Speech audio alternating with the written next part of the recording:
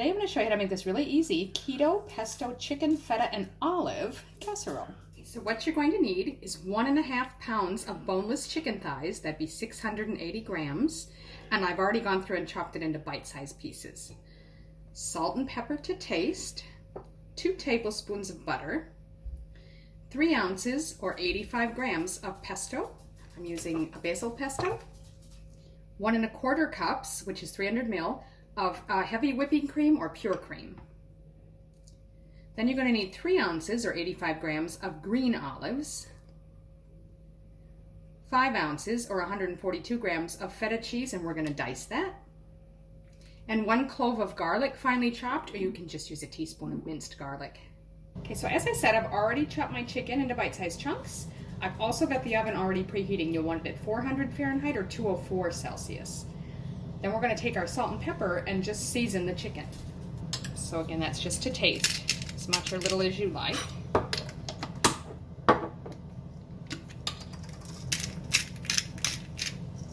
I'm just going to stir that through to try and get all the pieces coated.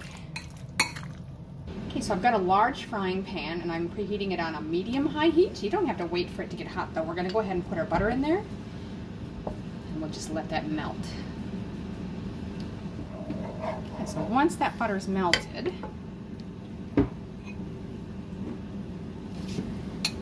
we're going to go ahead and add the chicken. We'll just move that around and start cooking that. Now, if you have a smaller pan or if yours is overcrowded, you might need to do this in a couple of batches. I'm just going to leave that for a couple minutes and come and flip them all over and keep stirring it till they're cooked.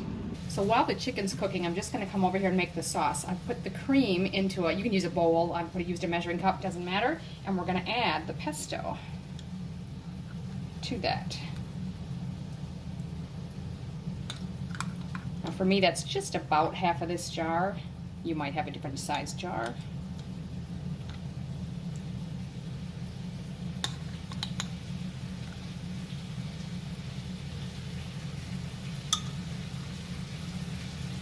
And go ahead and stir that to mix it.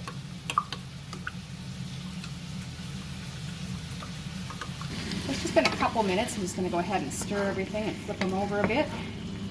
And just keep doing that periodically until they're nice and golden brown. So again, while we're waiting for that chicken, we'll go ahead and dice the feta cheese.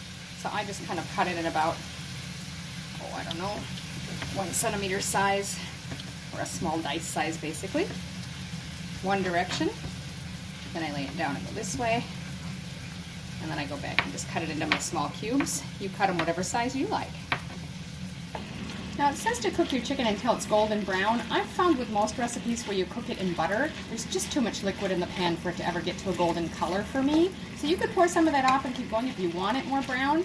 I'm happy with it how it is because it's going in the oven yet anyway. So I'm going to take this up to heat. Okay, so you can use a round or rectangular casserole, doesn't make any difference. You just want to make sure all your ingredients are going to fit in it. So then you're just going to mix everything together in your casserole dish.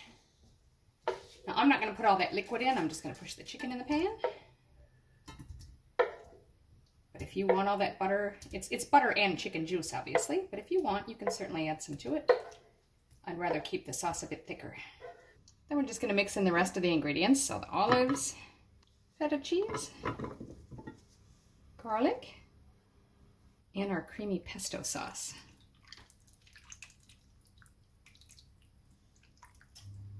So I'm just going to gently mix that together to distribute everything and sort of mix everything a bit. And we're just going to pop that in our preheated oven for about 30 minutes or until heated through and bubbly. So that's been 30 minutes. Let's have a look. Very carefully, as you can see, it's golden brown on the tops and quite bubbly, so I'm going to pull that out. So I'm just going to give it a few minutes before I serve it.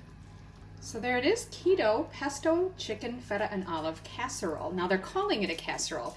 It's a bit soupy to me to be called a casserole. It's more of a stew consistency or something, but I will tell you it's delicious. I really hope you like it. Give it a try.